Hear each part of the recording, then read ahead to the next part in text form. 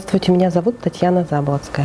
Я работаю врачом, судебно-медицинским экспертом. Основная задача судмедэксперта – установить непосредственную причину смерти. И при наличии повреждений мы определяем степень тяжести вреда, которая причинена. И вот на основании нашей экспертизы уже Следственный комитет, МВД определяют степень вины, да, наверное, и все обстоятельства произошедшего. И если это насильственная смерть, то основная мотивация, наверное, вот это – вера в справедливость. Что на основании моей экспертизы люди, совершившие что-то, понесут какую-то ответственность за это понесут. Работу я начала в 2006 году, после окончания медицинского института. Пришла не просто так, с интересом.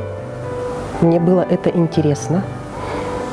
Семья меня не поддержала однозначно. Они все ушли в глухую оборону, молчаливую тоже.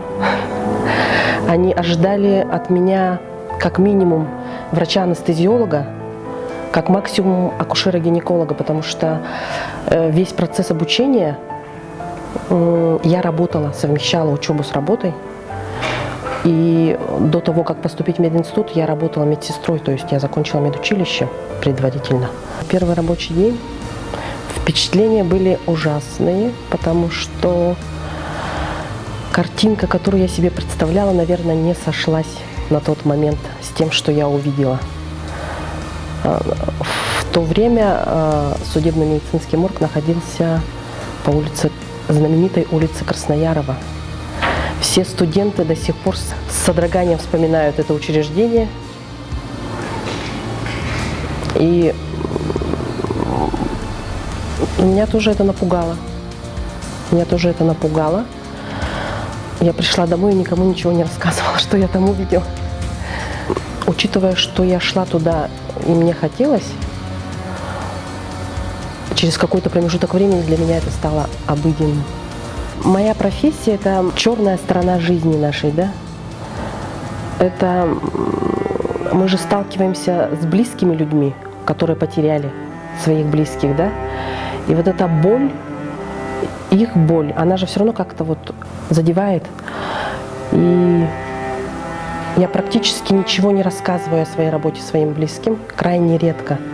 Потому что я думаю, что это им не интересно.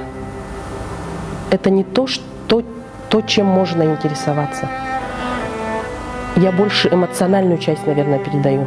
Как это больно, когда люди теряют своих близких. Как люди безответственны перед своей жизнью, перед своими детьми. Вот как-то вот такие моменты, наверное. Больше этой частью я делюсь, наверное. Мои дети не знают, что я работаю врачом-судмедэкспертом. Я для своих детей я просто доктор, который ежедневно делает операции. И они каждый день меня спрашивают: мама, сегодня какая была операция? Я им что-нибудь придумываю. Старшему 6, младшему 4,5. Поэтому, мне кажется, еще рано. Я даже боюсь представить, как я буду открывать им глаза в определенном возрасте, кем я работаю. У них сейчас такая иллюзия хорошая: мама доктор.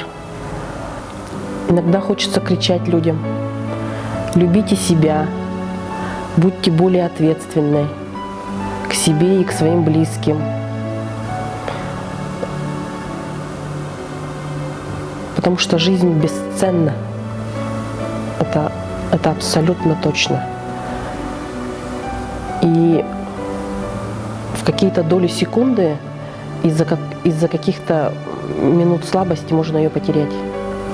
Любить жизнь, жить каждый день, каждый час, каждую минуту. Это для меня, по крайней мере, однозначно. И быть ответственным перед собой, перед своими близкими. Наверное, так.